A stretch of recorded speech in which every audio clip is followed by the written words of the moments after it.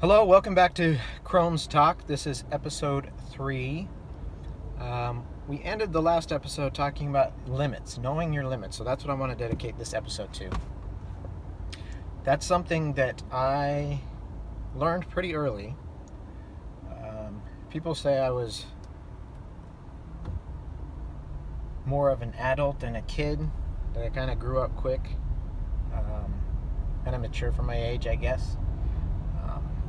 But that really was necessary when you have a disease, especially one that is not outward. People can't see your illness. It's up to you to know your own limits.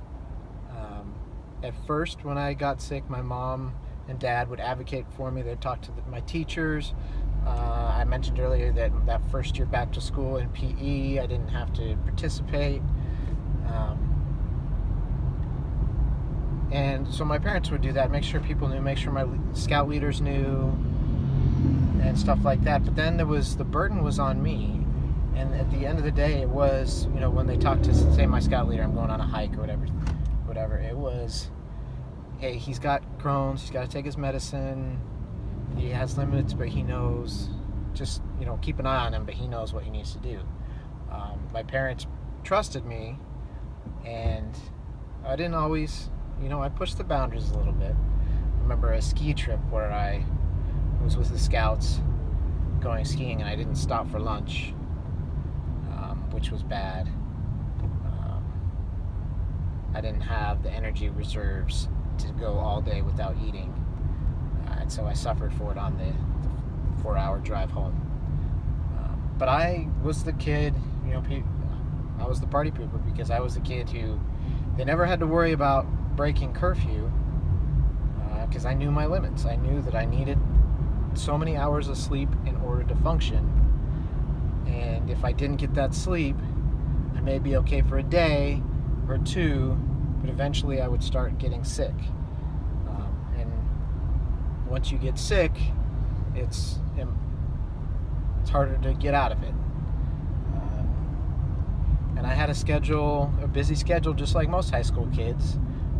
In fact, I had a early morning paper route, our family did, and then I had what we called seminary, basically a Bible study before church, or before school, and then school, and then I was involved in the plays and choir and after school activities.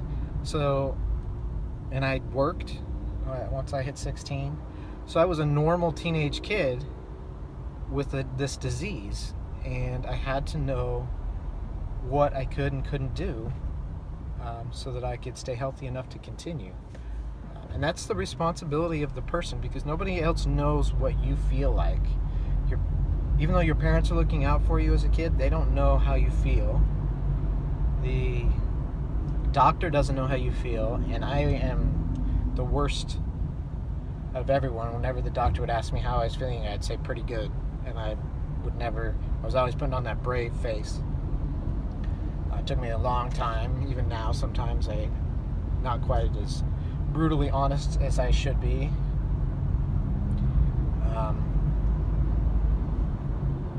But I can say I learned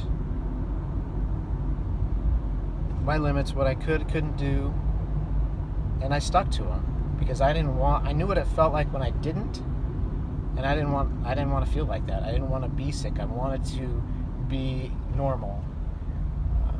And back then I had high hopes that I wanted to be a fighter pilot, and I had high hopes that they would have a cure before I got to college, and I would, everything would be awesome, and working on a cure. So I needed to be as healthy as possible otherwise.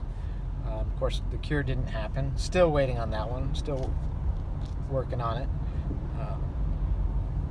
But just remember, nobody knows what you feel like except for you. And it's very difficult to communicate that, because they can't see it. You don't have a broken leg. You're not bleeding from a wound in your head. You don't have spots. So there's no outward manifestations. So people have a hard time understanding it because you look normal. So you have to know your limits. I'm going to talk a little bit about that perception of others in my next episode. So stay tuned. Please subscribe, share with your friends, especially if you know someone who has Crohn's. And I will talk to you and see you next time on Crohn's Talk.